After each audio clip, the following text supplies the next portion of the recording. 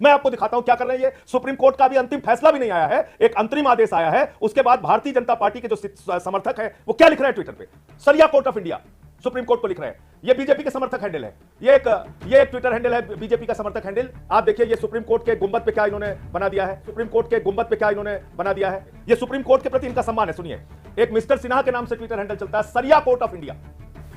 आज का जो ये अंतरिम फैसला है ये मोदी सरकार के लिए एक बहुत बड़ा धक्का है, क्योंकि उन्होंने गैर संवैधानिक बिल पास किया था। प्रधानमंत्री जी ने 13,000 एकड़ जमीन उठाकर अपने दोस्तों को अयोध्या में दे दी, जो रक्षा विभाग की जमीन थी।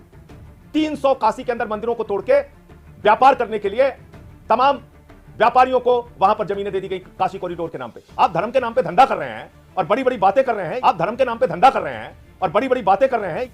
हम लोग बार बार इस बात को कह रहे थे कि संविधान की धारा 26 ये साफ तौर पे कहती है कि अलग अलग धार्मिक मान्यताओं के लोगों को अपनी धार्मिक मान्यताओं के हिसाब से धार्मिक संपत्तियों का प्रबंधन करने, पूजा अर्चना, इबादत और प्रेयर करने की आजादी है।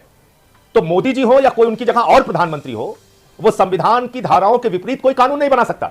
लेकिन उन्होंने संख्या बल के आधार पर दोनों सदनों में जबरन ये गैर संवैधानिक बिल पास किया। लोकतंत्र जनभावनाओं से भी चलता है, लोकतंत्र संवाद से भी चलता है।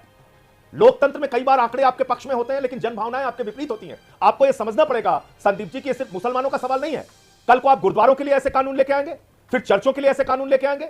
बौद्धों की लड़ाई चल रही है बोध गया में, आप मंदिरों के लिए ऐसे कानून लेके आएंगे। आपका मकसद क्या है? आप धार्मिक संपत्तियों को कब्जा करके अपने दोस्तों को देना चाहते हैं। मैंने पार्लियामेंट में भी ये बात बोली थी।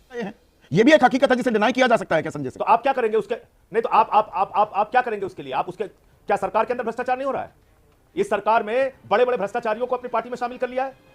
आप भ्रष्टाचार को रोकने के लिए कदम उठाइए, कानून की जो प्रावधान है उसका सही इस्तेमाल कीजिए। मौजूद है कानून, ऐसा नहीं है कि आज वक्त की संस्थाएं स्वतंत्र है कोई भी भ्रष्टाचार करने के लिए। जितने कानून मौजूदा हैं उसमें ही उनके खिलाफ कार्रवाई करने के प्रावधान है। बहुत सारे फैसले सुप्रीम कोर्ट, हाई कोर्ट के वक्त के खिलाफ भी आए हैं। ये जो बात कही जाती है कि ये तो पर सरकार दावा करती है। सॉलिसिटर जनरल तुषार मेहता ने भी एक हफ्ते का वक्त ये कहते हुए मांगा कि हमने लाखों लोगों से रायशुमारी की है, गांव-गांव गए, हमने लोगों से बातचीत की है, वार्तालाप के आधार पर यह कानून लाया गया है। वो तो झूठ बोलते हैं संदीप जी। मैं तो जेपीसी का मेंबर था। तुषार मेहता जी को लाइए सामने, वो तो झूठ बोलते हैं। कितने ईमेल इनके खिलाफ आए, कितने पत्र इनके खिलाफ आए, कितने रिप्रेजेंटेशन इनके खिलाफ आए, लाइए ना सारे तथ्य सामने।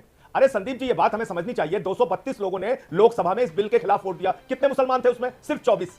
98 लोगों ने राज्यसभा में इसके खिलाफ वोट दिया। कितने मुसलमान थे उसमें? सिर्फ चंद मुसलमान, बाकी हिंदू थे, सिख थे, ईसाई थे। यही हालत लोकसभा में है। आज सुप्रीम कोर्ट में याचिकाकर्ता कौन है? हिंदू है। वकील कौन लड़ रहे हैं? हिंदू है। ये देश धर्मनिरपेक्षता का देश है। यहां पर एक दूसरे के लिए आवाज उठाने वाले लोग हैं, और जब तक ये लोग मौजूद रहेंगे इस देश की भाईचारे और अमन की संस्कृति को खत्म नहीं किया जा सकता, तोड़ा नहीं जा सकता। ये बात मोदी जी समझने को तैयार नहीं है। उनके नफरती चिंटू समझने के लिए तैयार नहीं है। ये एक अजीत भारती करके ट्विटर हैंडल है, देखिए इन्होंने क्या लिखा है सुप्रीम कोर्ट के बारे में। ये तो 2-2 रुपए वाले ट्रोल्स है ना, वो आपने संज्ञान लिया। System of checks and balances है ना इस देश में। इस बात को क्या डिनाई कर रहे हैं आप संजय सिंह? मैं ये ट्रोल्स भारतीय जनता पार्टी के द्वारा पोषित ट्रोल हैं। ये बीजेपी की मानसिकता को दर्शाते हैं।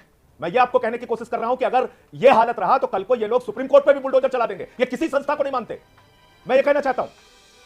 तो आपने इस देश का मजाक बना रखा है। अपनी संस्थाओं का इस्तेमाल सिर्फ राजनीतिक प्रतिद्वंद्वियों को झुकाने के लिए, उनको दबाने के लिए, उनको जेल में डालने के लिए करेंगे, तो आपकी संस्थाओं पर सवाल नहीं उठेगा। समाधान निकलता दिख रहा है आपको? अंतरिम आदेश ही सही, क्या हम समाधान की तरफ जा रहे हैं? मुझे सुनवाई और अंतरिम आदेश में एक सकारात्मक दिशा माननीय सर्वोच्च न्यायालय की ओर से दिख रही है, और इस दिशा में अगर केस आगे बढ़ा तो अच्छी राहत भरा फैसला, संविधान की रक्षा करने वाला फैसला, इस देश के अमन और चैन को कायम करने वाला फैसला आएगा अंतिम रूप से, ऐसी मैं उम्मीद कर रहा हूं।